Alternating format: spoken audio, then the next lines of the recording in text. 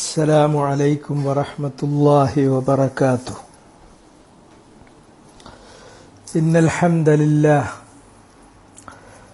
نحمده ونستعينه ونستغفره ونعوذ بالله من شرور أنفسنا وسيئات أعمالنا. من يهده الله فلا مضل له ومن يضلل فلا هادي له. وأشهد أن لا إله إلا الله وحده لا شريك له وأشهد أن محمدا عبده ورسوله. يا أيها الذين آمنوا اتقوا الله حق تقاته ولا تموتن إلا وأنتم مسلمون. يا أيها الناس اتقوا ربكم الذي خلقكم من نفس واحدة وخلق منها زوجها وبث منهما رجالا كثيرا ونساء واتقوا الله الذي تساءلون به والأرحام إن الله كان عليكم رقيبا. يا أيها الذين آمنوا اتقوا الله وقولوا قولا سديدا يصلح لكم أعمالكم ويغفر لكم ذنوبكم ومن يطع الله ورسوله فقد فاز فوزا عظيما. أما بعد فإن أصدق الكلام كلام الله وخير الهدي هدي محمد صلى الله عليه وسلم وشر الأمور محدثاتها فكل محدثة بدعة وكل بدعة ضلالة وكل ضلالة في النار. أعوذ بالله السميع العليم من الشيطان الرجيم من همزه ونفخه ونفثه. وتركنا بعضهم يومئذ يموج في بعض ونفخ في الصور فجمعناهم جمعا وعرضنا جهنم يومئذ للكافرين عرضا الذين كانت أعينهم في غطاء عن ذكري وكانوا لا يستطيعون سمعا. أفحسب الذين كفروا أن يتخذوا عبادي من دوني أولياء إنا أعتدنا جهنم للكافرين نزلا. قل هل ننبئكم بالأخسرين أعمالا الذين ضل سعيهم في الحياة الدنيا وهم يحسبون أنهم يحسنون صنعا. أولئك الذين كفروا بآيات ربهم ولقائه فحبطت أعمالهم فلا نقيم لهم يوم القيامة وزنا ذلك جزاؤهم جهنم بما كفروا واتخذوا آياتي ورسلي هزوا. സ്നേഹമുള്ള സഹോദരന്മാരെ, സൂറത്തുൽ കഹ്ഫിൽ നിന്നുള്ള 99 മുതലുള്ള ആയത്തുകളാണ് നമ്മൾ പാരായണം ചെയ്യാനും പരിശോധനാ വിധേയമാക്കാനും ഉദ്ദേശിക്കുന്നത്. യഅ്ജൂജ് മഅ്ജൂജ് എന്നീ ജനവിഭാഗങ്ങളെ ദുൽഖർനൈൻ എന്ന് പറയുന്ന നല്ലവനായ രാജാവ് മതിൽ കെട്ടി മതിലിനപ്പുറം തളച്ചിട്ട ചരിത്രം ഗുണപാഠത്തിന് ആവശ്യമാകുന്ന തരത്തിൽ ഖുർആനിൽ അല്ലാഹു നമുക്ക് വിവരിച്ചു തന്നു. ആ ജനവിഭാഗം അന്ത്യനാൾ വരെ അല്ലെങ്കിൽ അന്ത്യനാളിന് തൊട്ടു മുമ്പ് വരെ ആ മതിൽ തകർത്ത് പുറത്തേക്ക് കടക്കാൻ കഴിയാത്ത വിധം അല്ലെങ്കിൽ ആ മതിൽ കേറിമറിഞ്ഞ് മനുഷ്യ അധിവാസ കേന്ദ്രങ്ങളിലേക്ക് അവർക്ക് കടന്നു കയറാൻ പറ്റാത്ത വിധം ആ മതിലിനപ്പുറം നിയന്ത്രിക്കപ്പെട്ട് കിടക്കുകയാണ്. മതിൽ തുരക്കാനുള്ള ശ്രമം അന്ന് തൊട്ട് ഇന്ന് വരെ അവർ തുടർന്നുകൊണ്ടേയിരിക്കുകയാണ്.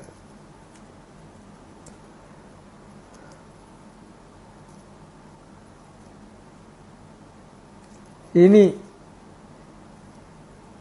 ഖിയാമത്ത് നാളിനു തൊട്ട് മുമ്പ് യഅ്ജൂജ് മഅ്ജൂജ് എന്ന് പറയുന്ന ഈ ജനവിഭാഗങ്ങൾ വമ്പിച്ച ഒരു ഫിത്നയെന്നോണം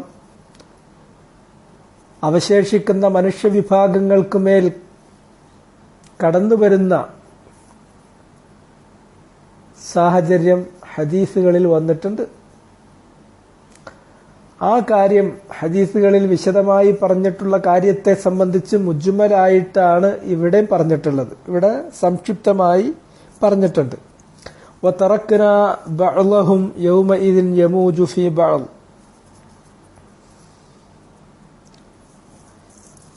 അന്ത്യനാള് വരാൻ പോകുമ്പോൾ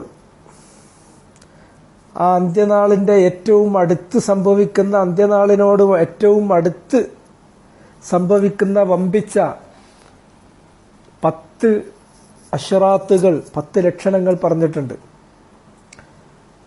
ആ ലക്ഷണങ്ങൾ ഒന്ന് പ്രത്യക്ഷപ്പെട്ടു കഴിഞ്ഞാൽ മറ്റുള്ളതെല്ലാം ഉടനെ തന്നെയാണ് വരിക. ഒരു മാലയുടെ നൂല് പൊട്ടിക്കഴിഞ്ഞാൽ മാലമണി എങ്ങനെയാണോ ഉതിർന്നു വീഴുന്നത് അതു കണക്കെയാണ് ഇത്തരത്തിലുള്ള അടയാളങ്ങൾ, അശ്റാത്തുകൾ അന്ത്യനാളിൽ പെട്ടെന്ന് പ്രത്യക്ഷപ്പെടുക എന്ന് ഹദീസിലുണ്ട്. ആ സമയം അല്ലാഹു നിശ്ചയിച്ച ആ വാഗ്ദത്ത സമയം എത്തിക്കഴിഞ്ഞാൽ ജഅലഹു ദക്ക, ദുൽഖർനൈൻ പണി കഴിപ്പിച്ചിട്ടുള്ള ആ വൻമതിൽ അതിനെ തകർത്ത് നിരപ്പാക്കി കളയും അല്ലാഹു. അങ്ങനെ തകർത്ത് നിരപ്പാക്കി കഴിഞ്ഞാൽ വതറക്നാ ബഅ്ളഹും യൗമഇദിൻ യമൂജു ഫീ ബഅ്ളിൻ, അവരിൽ ചിലരെ മറ്റു ചിലരുടെ മേൽ തിരമാല കണക്കെ അതിക്രമിച്ചു കയറാവുന്ന അവസ്ഥയിൽ അല്ലാഹു അവരെ വിട്ടേക്കും. തിരമാലകൾ കണ്ടിട്ടില്ലേ, ഒന്നിനു മീതെ മറ്റൊന്നും കൊണ്ട് കയറി വരികയാണ് ചെയ്യുന്നത്. എന്നതുപോലെ യജൂജ് മഅജൂജ് എന്ന് പറയുന്ന ജനവിഭാഗങ്ങൾ മറ്റ് മനുഷ്യവിഭാഗങ്ങളുടെ മേൽ തള്ളിക്കേറാൻ, തിരമാലകൾ കണക്കെ തള്ളിക്കേറാൻ അവർക്ക് അവസരം നൽകുന്ന അവസ്ഥയിൽ അവരെ വിട്ടേക്കും. അത് ഖിയാമത്ത് നാളിന്റെ തൊട്ട് മുമ്പുള്ള ഒരവസ്ഥയാണ്.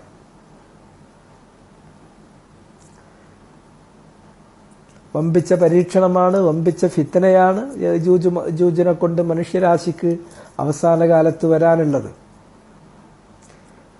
ദജ്ജാലിന്റെ ഫിത്ന പോലെ യജൂജ് മഅജൂജിന്റെ ഫിത്നയും അതുപോലെ ഒരു വമ്പിച്ച ഫിത്ന തന്നെയാണ്. യജൂജ് മഅജൂജ് എന്ന് പറയുന്ന വിഭാഗമല്ലാത്ത മറ്റു മനുഷ്യവിഭാഗങ്ങളെയെല്ലാം ഇവര് തിരമാലകൾ കണക്കെ തള്ളിക്കേറി അതിക്രമിച്ച് പരവശരാക്കി തീർക്കും. അങ്ങനെ വതറക്നാ, നാം വിട്ടേക്കും, ബഅ്ളഹും യൗമഇദിൻ യമൂജു ഫീ ബഅ്ളിൻ, അന്നേ ദിവസം അഥവാ അന്ത്യനാളിനോട് തൊട്ടടുത്തുള്ള അല്ലാഹു വാഗ്ദാനം ചെയ്ത ആ സമയമെത്തിക്കഴിഞ്ഞാൽ, ആ ദിവസം എത്തിക്കഴിഞ്ഞാൽ അവരിൽ ചിലര് തള്ളിക്കേറുകയാണ് മറ്റു ചിലരുടെ മേൽ. അങ്ങനെയുള്ള അവസ്ഥയിൽ വനുഫിഖ ഫിസ്സൂർ, അന്ത്യനാൾ സംഭവിക്കുകയായി, അന്ത്യനാൾ പുലരുകയായി, കാഹളത്തിൽ ഊതപ്പെട്ടു. ഖിയാമത്ത് നാള് സംഭവിക്കുന്നത് അങ്ങനെയാണ്. ഈ ലക്ഷണങ്ങളെല്ലാം ഓരോന്നോരോന്നായി വളരെ പെട്ടെന്ന് ഇങ്ങോട്ട് പുലരുകയും അവസാനം ഇസ്രാഫീൽ അള്ളാഹുവിന്റെ കൽപ്പന, ആ കൽപ്പനയ്ക്ക് വേണ്ടി സദാ ചെവി കൂർപ്പിച്ച് നിൽക്കുകയാണ്.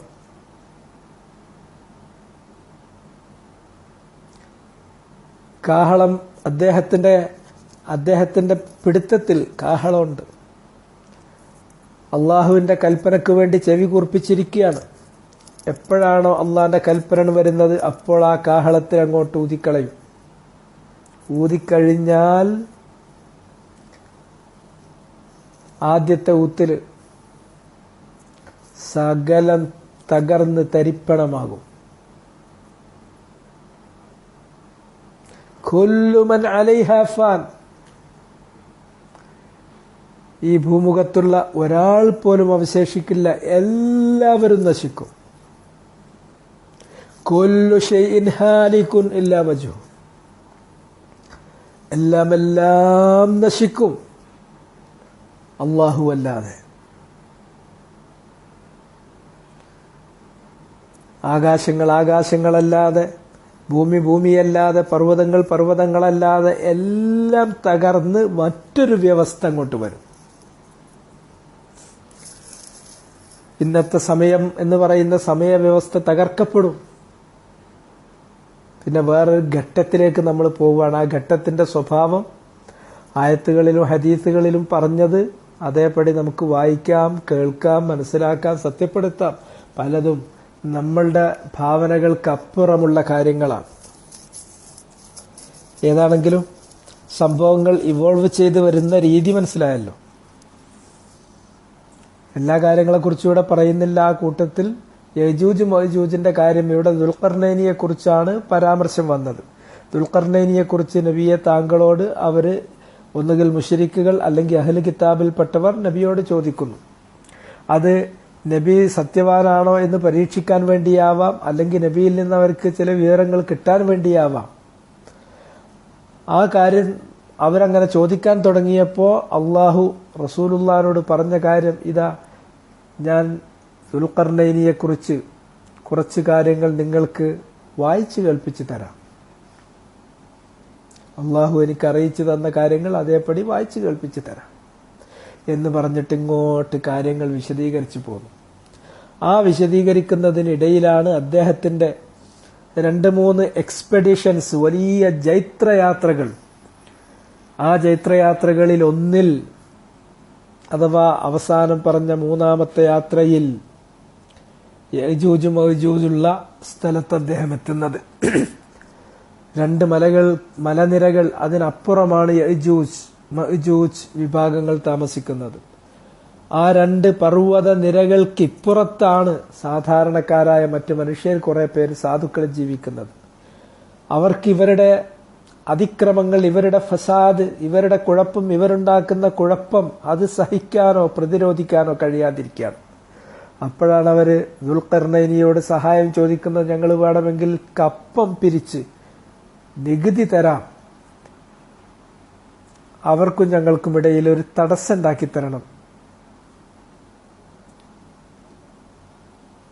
മഹാനായ നല്ലവനായ ദുൽഖർനൈൻ അതിന് തയ്യാറായി. പക്ഷെ അവരിൽ നിന്ന് നികുതിയൊന്നും വാങ്ങിയില്ല. അവരുടെ കുറച്ച് മനുഷ്യയത്നം അദ്ദേഹം ആവശ്യപ്പെട്ടു. അവർ കടന്നു വരുന്ന ഈ 2 പർവ്വത നിരകൾക്കിടയിലുള്ള സ്ഥലം അത് അദ്ദേഹം ഇരുമ്പിന്റെ കട്ടികൾ വെച്ചുകൊണ്ട് നികത്തി, അത് ഊതി ചൂടാക്കി ഊതി ഉരുക്കി അതിന്മേൽ അദ്ദേഹം ഉരുകിക്കഴിഞ്ഞിട്ടുള്ള ദ്രവരൂപത്തിലുള്ള ഒഴുക്കിയിട്ട് അതിനെ അങ്ങോട്ട് ശരിക്ക് വിളക്കി ഒട്ടിച്ചു. അതിനുശേഷം പിന്നീട് അവർക്ക് ആ വൻമതിൽ കയറിമറിയാൻ സാധിച്ചില്ല, അല്ലെങ്കിൽ അത് തുരന്ന് അതിന് ദ്വാരമുണ്ടാക്കി പുറത്തേക്ക് വരാനും സാധിച്ചില്ല.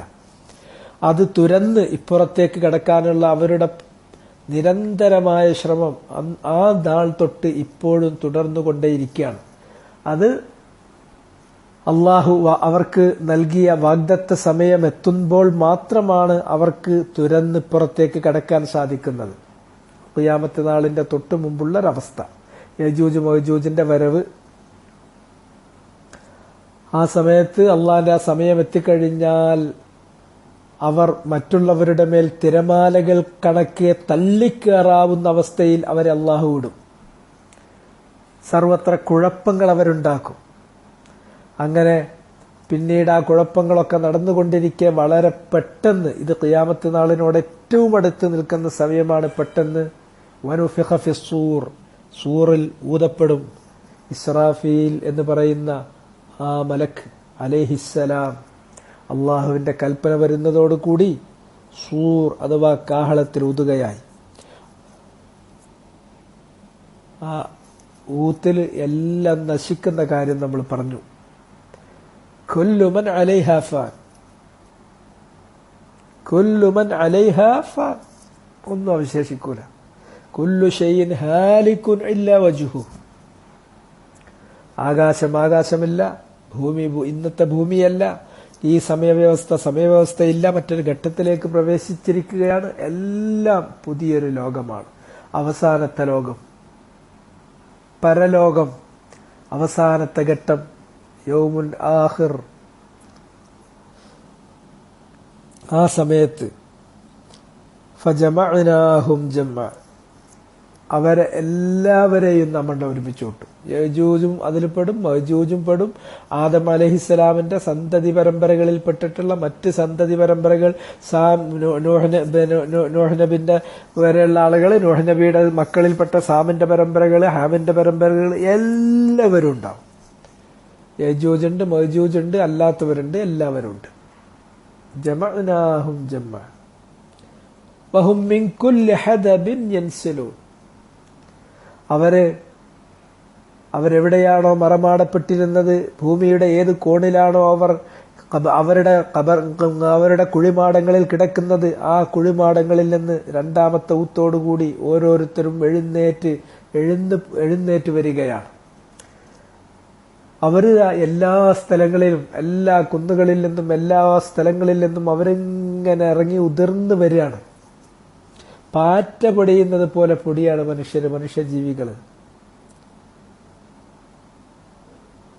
അവർ ചോദിക്കുന്നു, മൻ ബഅസന മിൻ മർഖദിന, ഞങ്ങൾ സുഖമായി ഉറങ്ങിക്കിടക്കുകയായിരുന്നു. ചിലർ പറയാണ്, ഞങ്ങളെ ഈ ഉറക്ക്, അതിൽ നിന്ന് ഞങ്ങളെ തട്ടി ഉണർത്തിയത് ആരാണ്? അങ്ങനെ ചോദിക്കുന്നവരുണ്ട്. ഹാദാ മാ വഅദ റഹ്മാനു വസദഖൽ മുർസലൂൻ, ഇത് റഹ്മാനായ അല്ലാഹ് വാഗ്ദാനം ചെയ്തിട്ടുള്ള അന്ത്യദിനം തന്നെയാണ്. മുർസലീങ്ങൾ പറഞ്ഞത് എത്ര സത്യം.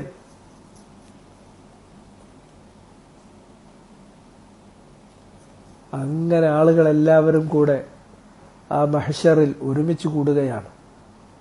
ജമഅനാഹും, അവരെ നാം ഒരുമിച്ച് കൂട്ടും. ജംഅൻ, ഒരു വല്ലാത്തൊരുമിച്ച് കൂട്ടലാണത്. വഅറദ്നാ ജഹന്നമ യൗമഇദിൻ ലിൽകാഫിരീന അർള, അവിടെ പിന്നീട് നടക്കാൻ പോകുന്ന കാര്യങ്ങളൊക്കെ വമ്പിച്ച വലിയ വലിയ കാര്യങ്ങളാണ്. അഹ്വാൽ, അവിടുത്തെ സ്ഥിതിഗതികൾ വല്ലാത്ത സ്ഥിതിഗതികളാണ്. അപ്പോഴുണ്ടാകുന്ന ഭയവിഹ്വലതകൾ ഒരു വല്ലാത്ത അവസ്ഥ തന്നെയാണ്. സ്വർഗം കൊണ്ടുവരപ്പെടുന്നു, നരകം കൊണ്ടുവരപ്പെടുന്നു. വബുർരിസത്തിൽ ജഹീമു ലിമൻ യറാ, ജഹീം, കത്തിയാളുന്ന നരകാഗ്നി കണ്ണുകൊണ്ട് കാണാവുന്ന വിധം കൺമുന്നിൽ വെളിപ്പെട്ടു നിൽക്കുന്നു. അതേപോലെ സ്വർഗത്തിന്റെ അവകാശികളുടെ മുമ്പാകെ അവർക്കത് കാണിച്ചു കൊടുത്തുകൊണ്ടിരിക്കുന്നു.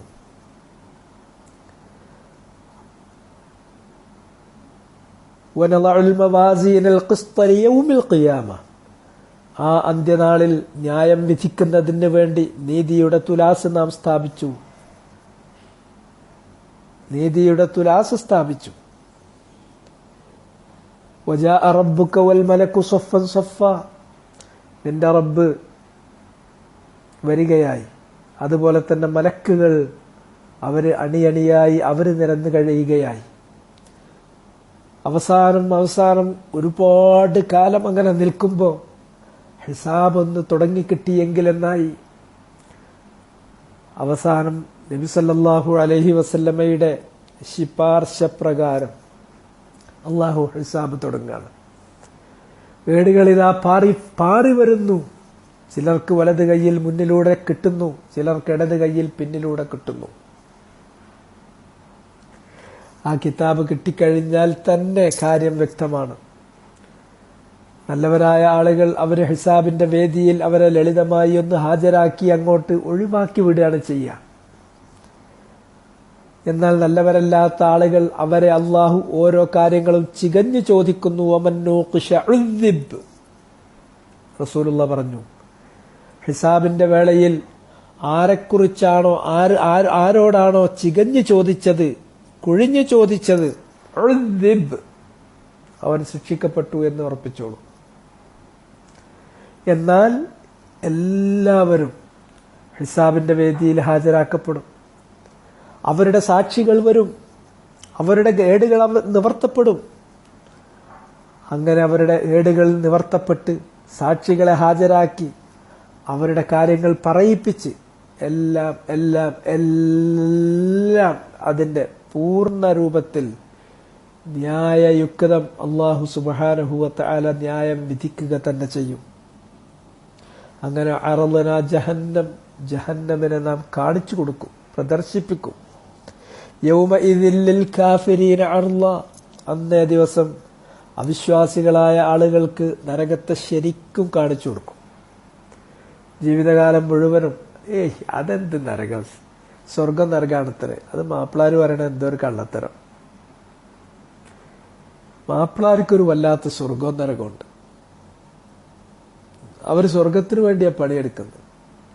അവർ നരകത്തെ പേടിച്ചിട്ടാണ് ഈ കാര്യങ്ങളൊക്കെ ചെയ്യുന്നത്.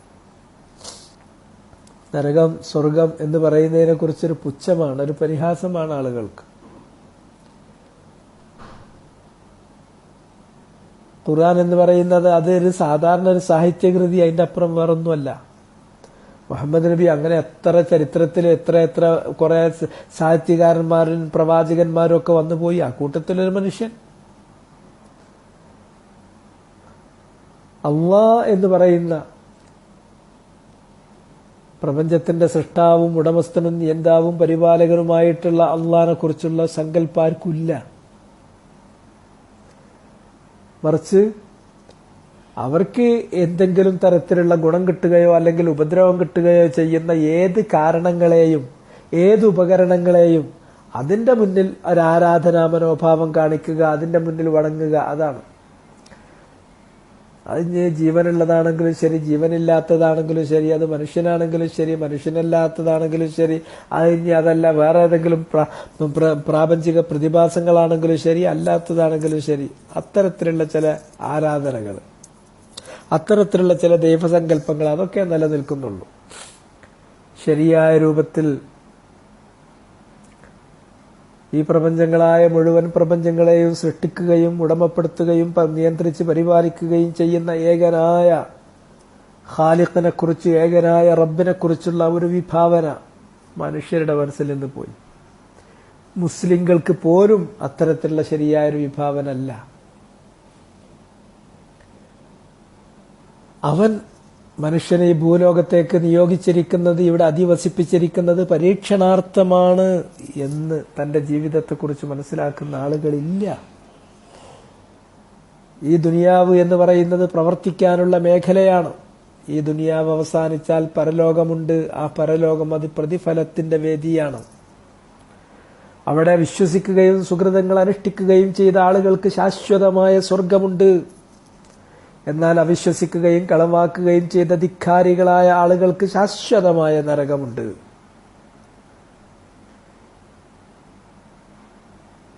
ഇപ്പൊ സംശയിച്ച ഈ കാഫറുകൾ, കളവാക്കിയ കാഫറുകൾ, സംശയിച്ച സംശയാലുക്കൾ, അവർ കൺമുന്നിൽ കാണുകയാണ് നരകമത കത്തിയാളിക്കൊണ്ടിരിക്കുന്നു. സ്വർഗവും നരകവും ഇപ്പൊ തന്നെ ഉണ്ട്, അപ്പുണ്ടാക്കണമെന്നല്ല അല്ലാഹ്. അൽ ജന്നത്തു വന്നാറു മഖ്ലൂഖതാനിൽ ആൻ. അഹ്ലുസുന്ന വൽ ജമാഅ വിശ്വസിക്കുന്ന വിശ്വാസ പ്രമാണം അങ്ങനെയാണ്. സ്വർഗ നരകങ്ങൾ ഇപ്പോൾ തന്നെ സൃഷ്ടിക്കപ്പെട്ട് കഴിഞ്ഞിട്ടുള്ളതാണ്. ഖിയാമത്ത് നാളിൽ അല്ലാഹു സ്വർഗം ഹാജരാക്കും. വിശ്വാസികൾ അങ്ങനെ കാണും. അതേ പ്രകാരം തന്നെ നരകം അതിന്റെ എല്ലാ ക്രുദ്ധമായ ഭാവങ്ങളോടുകൂടിയും അത് കത്തിയാളി ആർത്ത് വിളിച്ചുകൊണ്ട് നരകം അതവരുടെ മുന്നിൽ, കാഫറുകളുടെ മുന്നിൽ അതിങ്ങനെ തെളിഞ്ഞു നിൽക്കുന്നു.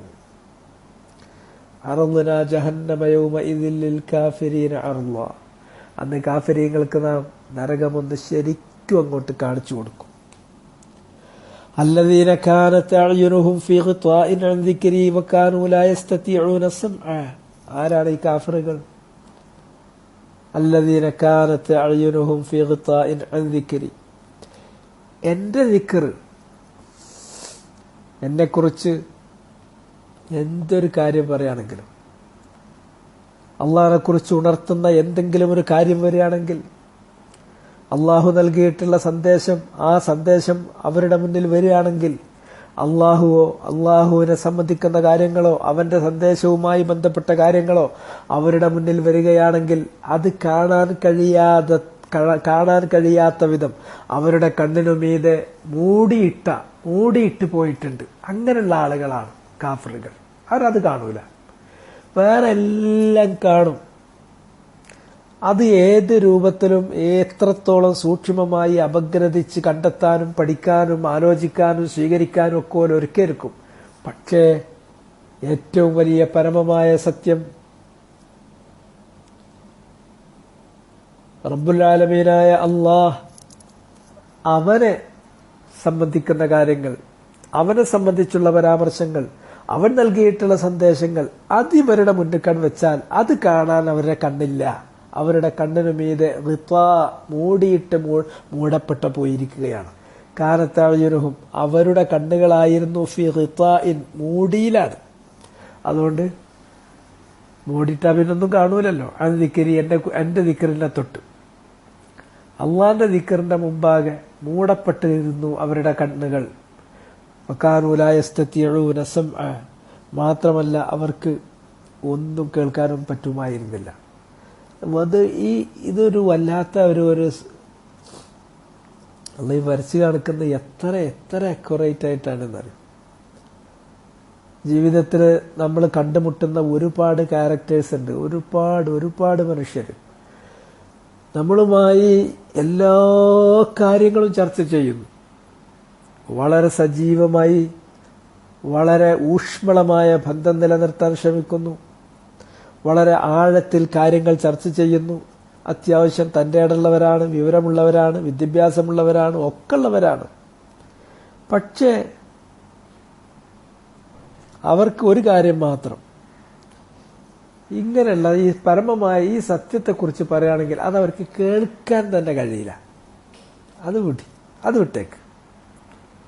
അതിനെക്കുറിച്ച് ഒരു വാക്ക് നിങ്ങൾ അങ്ങോട്ട് പറയാൻ ആ ഭാഗം അങ്ങ് അടച്ചു കളഞ്ഞേക്കും അവര്. അതുമായി ബന്ധപ്പെട്ട അള്ളാന്റെ ദിക്റുമായി ബന്ധപ്പെട്ട ഒരു കാര്യം കാണാൻ അവരുടെ കണ്ണിന് കഴിയില്ല. കണ്ണിന് മീതെ മൂടിയുണ്ട്.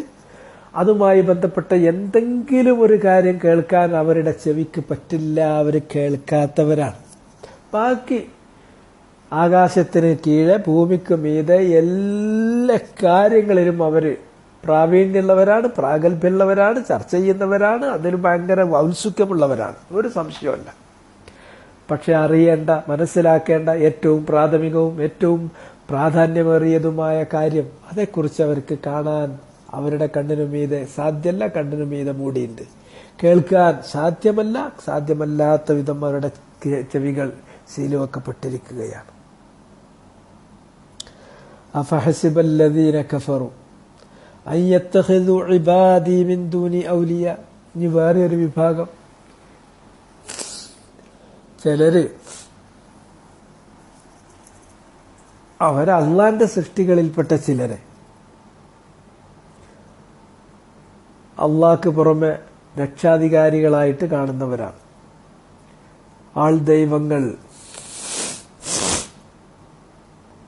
ആൾദൈവങ്ങളെ സ്വീകരിക്കുന്നവർ, അതുപോലെ തന്നെ വലിയ തങ്ങന്മാരെയും ബീവിമാരെയും സ്വീകരിക്കുന്നവർ ഔലിയാക്കന്മാരായിട്ട്, ജീവിച്ചിരിക്കുന്നവരും മരിച്ചവരുമായിട്ടുള്ള പുണ്യാത്മാക്കൾ അവരെ വലിയ ഔലിയാക്കന്മാരായി കൊണ്ടു നടക്കുന്നവർ. ഇനി ചിലപ്പോൾ അതൊന്നും ഉണ്ടായിക്കോണമെന്നില്ല, ഭ്രാന്തന്മാരായി ജീവിച്ചിരുന്ന ഒരു ലക്കുല്ലഗാനമില്ലാതെ നടന്നിരുന്ന ആളുകളെ അവരെ വലിയകളായി കാണുന്ന ആളുകൾ. ഇങ്ങനെ മനുഷ്യൻ അവന്റെ ഈ ആരാധനാപരമായിട്ടുള്ള അവന്റെ ഈ ദാഹം തീർക്കാൻ വേണ്ടി ഏതെല്ലാം കോണിലാണ് പോയി മുട്ടുന്നത്. ഈ ആരാധന എന്ന് പറയുന്നത് മനുഷ്യ അസ്തിത്വത്തിന്റെ, അവന്റെ ഉണ്മയുടെ ഏറ്റവും വലിയ ദാഹമാണ്. ഏറ്റവും വലിയൊരു അടിസ്ഥാനമായ മൗലികമായ ഒരു ആവശ്യമാണ്. അങ്ങനെ തന്റെ കാര്യങ്ങൾ നോക്കാവുന്ന, തന്റെ കാര്യങ്ങൾ ഏറ്റെടുക്കാവുന്ന ഒരു രക്ഷിതാവ് വേണം. ആ രക്ഷിതാവിനെ ആരാധിക്കണം. അത് മനുഷ്യന്റെ ഉണ്മയുടെ അനിവാര്യതയാണ്. ഉണ്മ ആവശ്യപ്പെടുന്ന ഒരു കാര്യമാണ്. അപ്പൊ യഥാർത്ഥത്തിൽ തന്റെ രക്ഷിതാവ് ആരാണ്? ആ രക്ഷിതാവിനെ കണ്ടെത്താൻ കഴിയാതെ മറ്റുള്ള ചിലരെ രക്ഷിതാക്കളായിട്ട് ഇവരങ്ങട്ട് സ്വയം പ്രഖ്യാപിക്കുകയാണ്. അത് ചിലപ്പോൾ ഒരു ഖബറായിരിക്കും, ചിലപ്പോൾ ഒരു വിഗ്രഹമായിരിക്കും, ചിലപ്പോൾ ഒരു ബിംബമായിരിക്കും, ചിലപ്പോൾ പ്രകൃതി പ്രതിഭാസങ്ങളായിരിക്കും, ചിലപ്പോൾ ജീവിച്ചിരിക്കുന്നവരായിരിക്കും, ചിലപ്പോൾ മരിച്ചുപോയവരായിരിക്കും, ചിലപ്പോൾ ബുദ്ധിയുള്ളവരായിരിക്കും, ചിലപ്പോൾ ബുദ്ധിയില്ലാത്തവരായിരിക്കും, ചിലപ്പോൾ ഭ്രാന്തന്മാരായിരിക്കും, ചിലപ്പോൾ തോന്നിയാസികളായിരിക്കും, ചിലപ്പോൾ പുണ്യാത്മാക്കളായിരിക്കും. അതിന് കണക്കൊന്നുമില്ല. ഇങ്ങനെ എന്റെ സൃഷ്ടികളെ എനിക്ക് പുറമെ വലിയകളായി രക്ഷാധികാരികളായി കൊണ്ടു നടക്കുന്ന ആളുകൾ, ആ കാഫറുകൾ വിചാരിക്കുന്നുവോ, അഫഹസിബല്ലദീന കഫറു, അവിശ്വാസികൾ കരുതുന്നുവോ, അയ്യത്തഖിദു ഇബാദി മിൻ ദൂനി ഔലിയ, എന്റെ അടിയാറുകളെ, എന്റെ സൃഷ്ടികളിൽപ്പെട്ട ചിലരെ എനിക്ക് പുറമെ രക്ഷാധികാരികളാക്കി സ്വീകരിച്ച് കളയാം, എന്നിട്ട് കാര്യം നേടിക്കളയാം എന്ന് അവർ കരുതുന്നുണ്ടോ? മുഹീദ്ദീൻ ഷെയ്ഖെ എന്ന് പറഞ്ഞിട്ട് മുഹീദ്ദീൻ ഷെയ്ഖിന്റെ പിന്നാലെ പോണ്, നിഫാഴി തങ്ങളെ എന്ന് പറഞ്ഞിട്ട് നിഫാഴി തങ്ങളെ പിന്നാലെ പോകുന്നത്. അല്ലെങ്കിൽ ഇപ്പൊ ഇന്ത്യയിലൊക്കെയാണ് വിചാരിച്ചിട്ടുണ്ടെങ്കിൽ ഒരുപാട് ഒരുപാട് ഒരുപാട് ഒരുപാട് സംഗതികളുണ്ട്.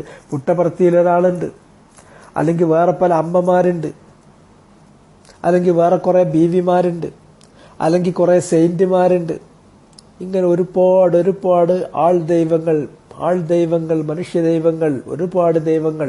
അവയിൽ ജീവിച്ചിരിക്കുന്നവരുണ്ട്, മരിച്ചുപോയവരുണ്ട്, അല്ലെങ്കിൽ പേരറിയപ്പെടാത്ത ഏതോ സങ്കല്പത്തിലുള്ള ആളുകളാണ്.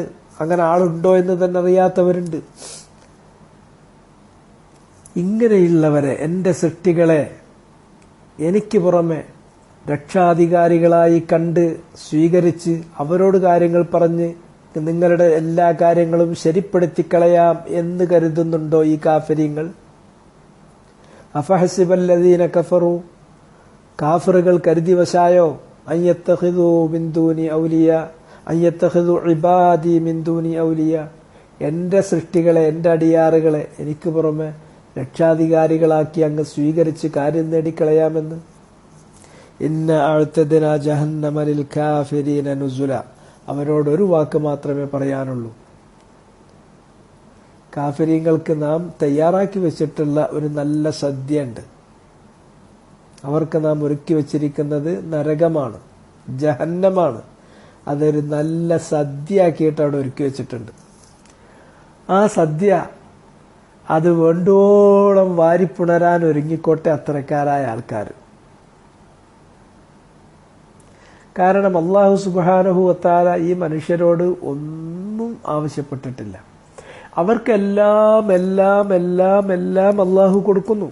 അവർക്ക് ജീവൻ നൽകുന്നു, ജീവിതം നൽകുന്നു, ജീവിത സന്ധാരണത്തിന് ആവശ്യമായ കാര്യങ്ങൾ നൽകുന്നു, അവർക്കുള്ള എല്ലാ അനുഗ്രഹങ്ങളും അവൻ വെച്ച് നീട്ടുന്നു.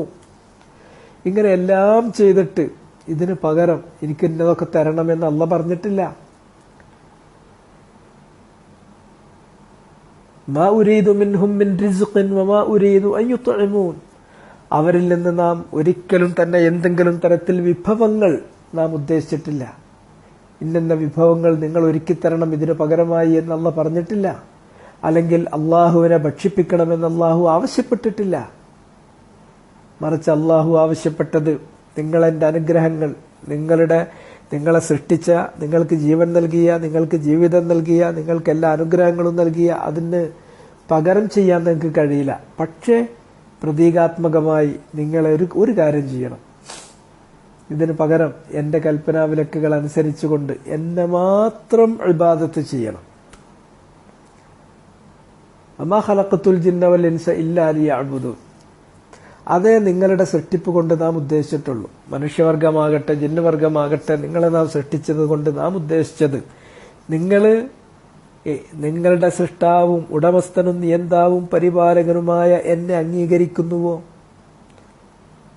അതോ അംഗീകരിക്കുന്നില്ലേ? അംഗീകരിക്കുന്നുവെങ്കിൽ എനിക്ക് മാത്രം ആരാധന ചെയ്യുന്നുവോ ചെയ്യുന്നില്ലയോ? എനിക്ക് മാത്രം ആരാധന ചെയ്യാൻ ഒരുക്കമാണെങ്കിൽ ഞാൻ പറഞ്ഞ വിധേന നിങ്ങൾ ആരാധന ചെയ്യുന്നുവോ, അതോ നിങ്ങൾക്ക് തോന്നിയതുപോലെ ചെയ്യുന്നുവോ? ഈ കാര്യത്തോടു കൂടി തീർന്നു വിഷയം. അള്ളാഹനെ അംഗീകരിക്കാൻ തയ്യാറാണ്. അതുകൊണ്ട് തന്നെ അവന് മാത്രം ആരാധന ചെയ്യാൻ ഒരുക്കമാണ്. അവന് ചെയ്യുന്ന ആരാധന അവൻ നിർദ്ദേശിച്ച രൂപത്തിൽ മാത്രം ചെയ്യാനും സന്നദ്ധരാണ്. ഇത് മാത്രമേ അള്ളാഹു ഉദ്ദേശിക്കുന്നുള്ളൂ. ഇതിനൊരുക്കല്ലാത്ത ആളുകൾ കാഫറുകൾ, നന്ദി കെട്ടവർ, അവിശ്വാസികൾ, നന്ദി കെട്ടവർ, അവർക്ക് നാം ഒരുക്കി വെച്ചിട്ടുണ്ട്, നല്ലൊരു സദ്യ ഒരുക്കി വെച്ചിട്ടുണ്ട്. അഅ്തദ്നാ ജഹന്നമ ലിൽ കാഫിരീന നുസുല. അവർക്ക് നാം ഒരുക്കി വെച്ചിട്ടുള്ള സദ്യ ജഹന്നമാണ്.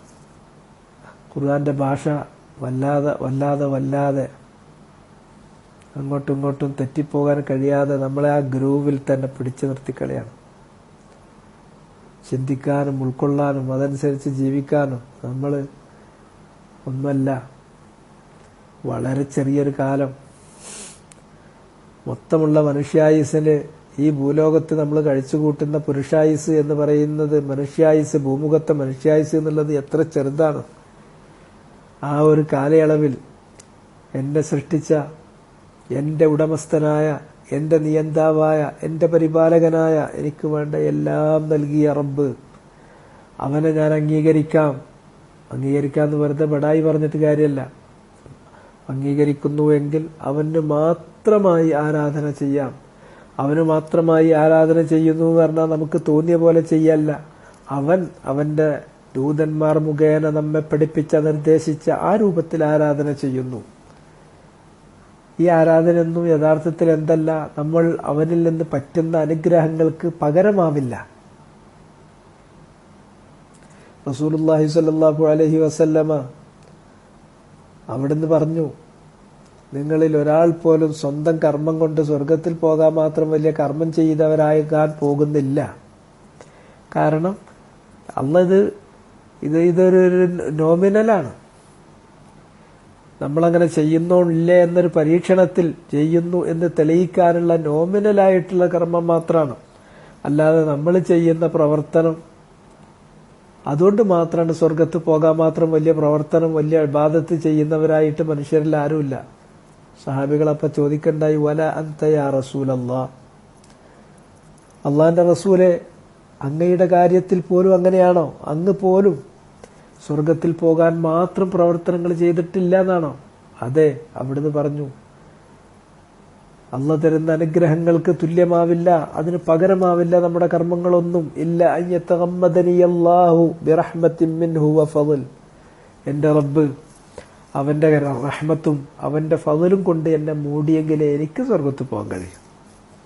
അപ്പൊ ഇത് നമ്മൾ ചെയ്യുന്നത് അള്ളാഹിനെ നമ്മൾ അംഗീകരിക്കുന്നു. ആ അംഗീകരിക്കുന്നു എന്ന് തെളിയിക്കാൻ അവന് മാത്രം ഇബാദത്ത് ചെയ്യുന്നവരാകുന്നു. ആ ഇബാദത്ത് അവൻ നിർദ്ദേശിച്ച രൂപത്തിൽ, അവൻ ദൂതന്മാരെ വിട്ട് പഠിപ്പിച്ച അതേ രൂപത്തിൽ മാത്രം ചെയ്യുന്നു. അത് കുറച്ച് നമ്മൾ ചെയ്താൽ 10 ഇരട്ടിയായിട്ട് 700 ഇരട്ടിയായിട്ട് അതിന്റെ അപ്പുറത്തേക്ക് അള്ളാഹ് നമുക്കത്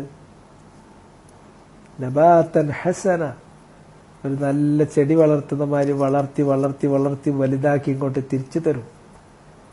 അതല്ല നന്ദി കെട്ടവരാണെങ്കിൽ അവർക്ക് നാം ഒരുക്കി വെച്ചിട്ടുണ്ട് അഅ്തദ്നാ ജഹന്നമ ലിൽ കാഫിരീന നുസുല, ഒരു സദ്യ അവിടെ ഉണ്ട്, നരകമാകുന്ന സദ്യ. അത് വാങ്ങാൻ അവർ ഒരുങ്ങിക്കൊള്ളട്ടെ. هذا والله تعالى أعلم وصلى الله وسلم على نبينا محمد وعلى آله وصحبه أجمعين. سبحانك اللهم وبحمدك أشهد أن لا إله إلا أنت أستغفرك وأتوب إليك.